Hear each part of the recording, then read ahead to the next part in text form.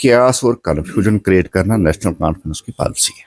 या फिर पिछले 15-16 महीनों से अगर देखेंगे तो वही एक क्यास और कन्फ्यूजन लोगों में क्रिएट करना, चाहे वो रिजर्वेशन का इशू हो, चाहे वो पावर का इशू हो, चाहे वो बस फेयर हाइक का, ये क्यास और कन्फ्यूजन फिर एक बार लोगों में पैदा करना चाहते हैं। जहां उमर साहब कह रहे हैं कि कोई टर्फ बढ़ी ही नहीं, मैं उमर साहब से सवाल करना चाहता हूं, टर्फ बढ़े ना बढ़े ये सेकेंडरी क्वेश्चन है।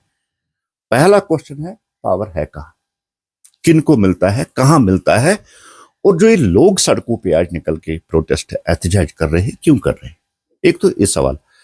दूसरा, जिस तरह से हमने देखा कि जहां पहले 800 और 1200 का जो मंथली चार्ज आता था, आज वो 1822 तक चला गया। उसी पे लोग आज एहतजाज करें। खाली एक बड़गाम ही नहीं है, पूरे कश्मीर की हालत आप देखिए, जम्मू की हालत आप देखिए।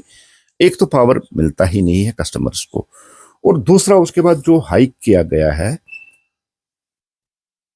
अब लोगों का स्टेटमेंट कुछ है, लोग सड़कों पे है, प्रोटेस्ट एहतजाज धरना कर रहे हैं, और उमर साहब फिर वही पॉलिसी केयास और कंफ्यूजन वाली पॉलिसी यहाँ अपना रहे हैं। और यही हाल उन्होंने जब कल 18% की वो बस फेयर हाइक की गई है, और मुझे लगता है कि जहां तक मैंने सुना कुछ सिटिंग ऑपरेशंस भी किए हैं कुछ मीडिया के हमारे दोस्तों ने, और एक बच्ची ने भी किया है। वहां जो कस्टमर्स है, पैसेंजर्स है, उनसे ज्यादा किराया लिया जाता है। वो 18% हाइक जो हुआ है, लेकिन उनके चीफ स्पोक्स पर्सन कहते हैं हमने कुछ बढ़ाया ही नहीं।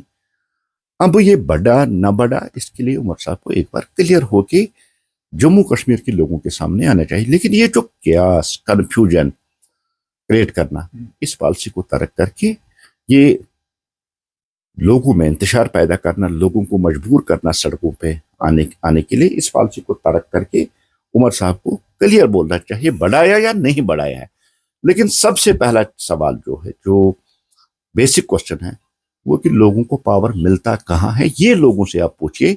आप तो इतने बड़े जर्नलिस्ट हैं, आपकी हमेशा नजर रहती है इंटरनेशनल इश्यूज पे, आपकी नजर रहती है जम्मू कश्मीर के इश्यूज पे, चाहे वो इकोनॉमिकली हो, पॉलिटिकली हो, सिक्योरिटी के, हर जगह।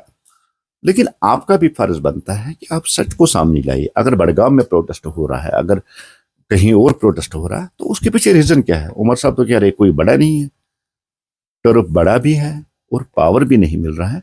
इसके कन्फ्यूजन को क्रिएट करने में ये नेशनल कॉन्फ्रेंस की पॉलिसी और जानबूझ कर इस कन्फ्यूजन को क्रिएट कर रहे हैं।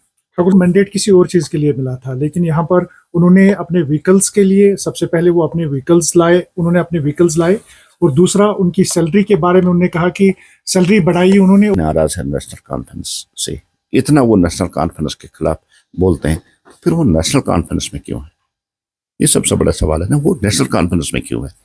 अगर उनको लगता है कि नेशनल कॉन्फ्रेंस गलत कर रही है, लोगों के साथ गलत कर रही है, अपने प्रोटोकॉल को देख रही है, लोगों की मुश्किलात, लोगों की प्रॉब्लम्स उनको सॉल्व करने में फेल है, फिर वो क्यों है? ये प्लेनेट सारा है, चाहे वो रुल्ला साहब हो, चाहे वो उमर साहब हो, नेशनल कॉन्फ्रेंस, ये प्लेनेट गेम की चल रही है। असाइनमेंट्स बांटी हुई है, उन्हीं असाइनमेंट्स पर ये लोग काम कर रहे हैं।